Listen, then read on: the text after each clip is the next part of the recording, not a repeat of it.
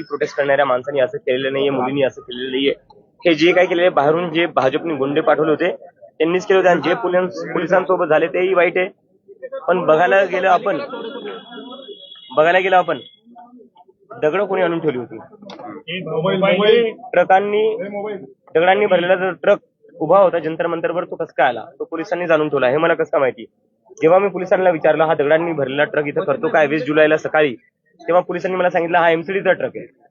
दगडांनी भरलेला ट्रक हा जंतर मंतरवर काय करतो. तर हे सगळं बीजेपीच्या प्लॅनिंगनी झालेलं आहे. बीजेपीच्याच लोकांनी पोलिसांवर दगडफेक केलेली आहे.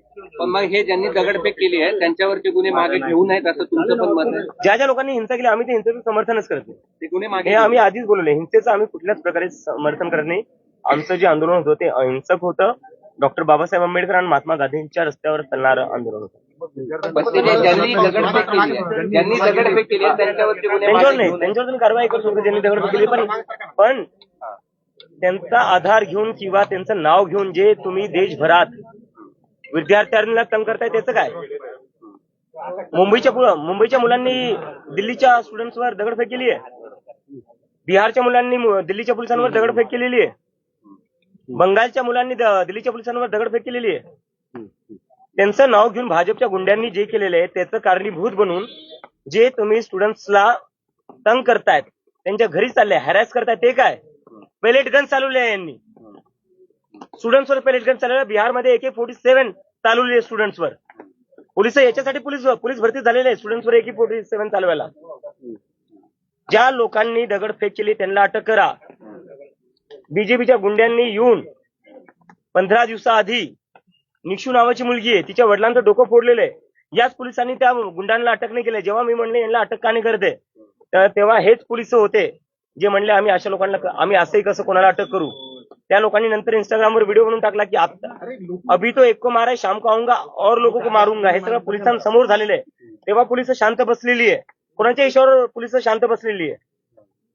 मुलांच्या डोक्यात तुम्ही लाठ्या घालताना तुम्हाला लाजाने वाटल्या. खिळे लावले होते त्या लाठ्यांना तेव्हा तुम्हाला लाजाने वाटल्या. पेलेट गन चालवल्या तुम्ही लहान मुलांवर. 12 वर्षांच्या मुलींचे कपडे फाडलेत. 12 वर्षांच्या मुलींचे डोक्यात लाठ्या घातल्या पोलिसांनी. मेल पोलीस ऑफिसर्सनी मुलींचे कपडे फाडून त्यांना मारण्यात आलेले आहे. आज तुम्ही परिवार समोर आणताय. तुमच्या परिवारासोबत आमची सहानुभूती आहे. त्या मुली कोणाच्या तरी असतील ना, त्यांचाही परिवार असेल ना. जशा तुमच्या मुली आहेत तसे तेही कोणा ना कोणाची तरी मुलं मुली होते. त्यांच्यावर तुम्ही दया का नाही दाखवली. अमित शहानी वरतून ऑर्डर दिला लाठीचार्जचा. तुम्ही रक्त वाहत सुटले जंतर मंतरवर. आणि ज्या भाजपच्या गुंडांनी हे केलं त्यांना तुम्ही अटक का नाही करते. ज्या लोकांनी येऊन 15 दिवसाआधी डोकं फोडलं एका माणसाचं. एका मुलीच्या 12 वर्षाची मुलगी होती ती तिच्या वडिलांना प्रोटेस्टला घेऊन आली होती. त्यांचं डोकं फोडण्यात आलं. त्यांना दिल्ली पोलिसांनी का अटक नाही केलं. अजूनही तो माणूस फ्री फिरतोय, तो अजूनही आझाद फिरतोय. तो का कारवाई करण्यात येत नाही. कारण की ते लोक भाजपचे. मला जयपूरमध्ये ज्यांनी माझ्यावर हमला केला त्याला पोलिसांनी दुसऱ्या दिवशी सोडलं. का सोडलं. कारण की तो संघाचा माणूस आहे. जिथं तुमचे लोक उत्मात करतात, मात करतात, लोकांवर हमला करतात, लोकांची डोकं फोडतात, त्यांच्यावर तुम्ही ऍक्शन घेत नाही. आणि आता म्हणताय की स्टुडंट्सनी केलं. कोणत्या स्टुडंट्सनी असं काही नाही केलंय. आणि ज्या स्टुडंट्सला तुम्ही तंग करताल, जर तुम्ही स्टुडंट्सला याच प्रकारे तंग करताल तर आम्ही लवकरच पुन्हा आंदोलन सुरू करून पुन्हा रस्त्यावर बसू. व्हिडिओ टाकलेला होता पंतप्रधानांनी, त्याच्यावर तुम्ही कमेंट पण केली आहे.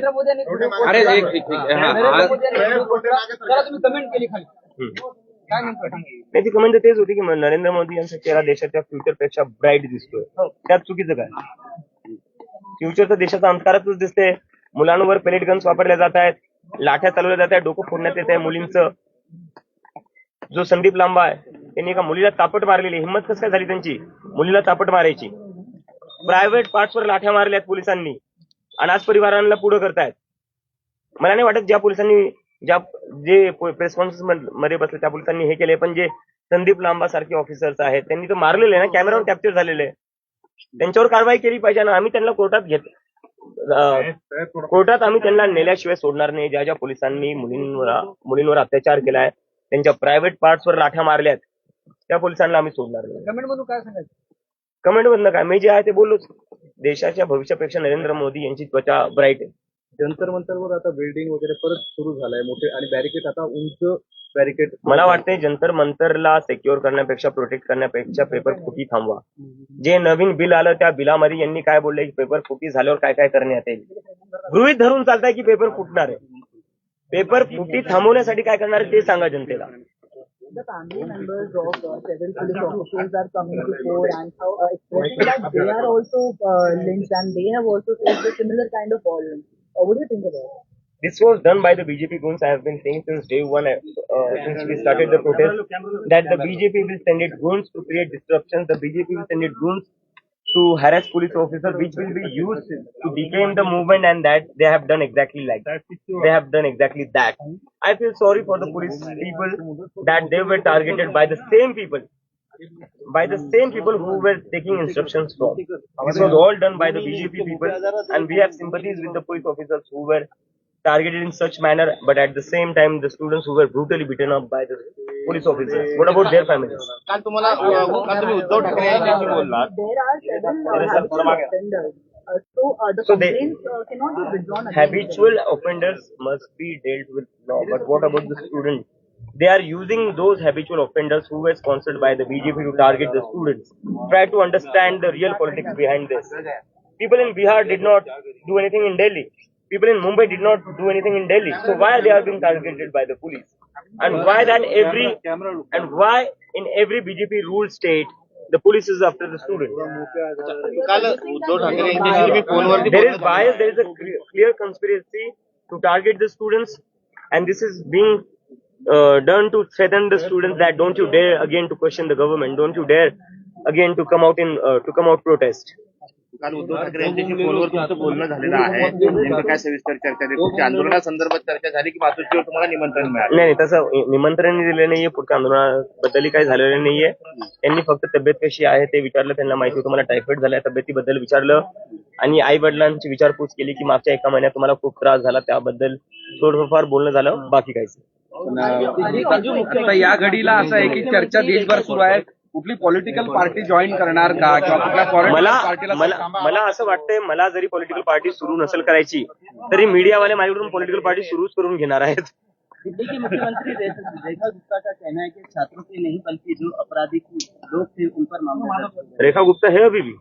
हमें तो लगा वो गायब हो गए कहीं पर. पिछले 1 महीने में तो कहीं उनका नाम ही नहीं सुना. मुझे खुशी हुई जानकर वो अभी भी है. सर, दिल्ली जंतर मंतर पर पथराव हुआ है, लेकिन सारे देश में स्टूडेंट्स पे कार्रवाई की जा रही है. Exactly. आप क्या कहेंगे उसके बारे में? मैं वही कह रहा हूँ. तो पूरे देश के स्टूडेंट्स को ये लोग डराने की कोशिश कर रहे हैं कि मत करना फिर से बीजेपी की सरकार से सवाल करने का, हिम्मत मत करना फिर से प्रोटेस्ट करने का. आदत नहीं यार मुझे ना. पंजाब में पेपर लीक होता है और बीजेपी दिल्ली में आंदोलन करती है आपके ऑफिस के बारे में, तो करे वो, उनका वो अधिकार है. मैं कौन होता हूँ उसमें कुछ बोलने वाला? उनका वो अधिकार है. जिसके पास जो अधिकार है वो करना चाहिए. डेमोक्रेटिक राइट है. और मैं उम्मीद करता हूँ दिल्ली पुलिस उन पर लाठियां ना चलाए जैसे हम पर चलाई थी. नरेंद्र मोदी जी की वीडियो पे आपने कमेंट पास किया. नरेंद्र मोदी जी ने नहीं, मैंने तो यही कमेंट किया था कि उनका जो स्किन है वो देश के फ्यूचर से ज्यादा ब्राइट लगता है, क्योंकि बहुत ज्यादा रील्स बना रहे हैं आजकल मोदी जी, और उसमें उनकी स्किन जो है बहुत ही खुलकर निखर कर आ रही है. जंतर मंतर पर सर बड़े अभी जो बैरिकेड्स है कहीं ना कहीं बिल्डिंग किए जा रहे हैं और बड़े पैमाने पे काफी तौर पर लगाया जा रहा है. कि फिर से एक बार आप आंदोलन करने की तैयारी है या जंतर मंतर पर आंदोलन न हो इसके लिए वो ये तो उसकी तैयारी है कि जंतर मंतर पर आंदोलन ना हो, क्योंकि ये लोग तो डेमोक्रेसी में बिलीव ही नहीं करते. अगर ये लोग डेमोक्रेसी में बिलीव करते तो स्टूडेंट्स पर इतनी ब्रुटैलिटी से लाठियां नहीं चलाते. अगर डेमोक्रेसी में बिलीव करते तो देश भर में स्टूडेंट्स को ये लोग तंग नहीं करते. These people don't believe in democracy. Do you have any suggestions for the angry people? Yeah, we have gave them the 5 demand charter, and we are in talks with them. Okay. Thank you.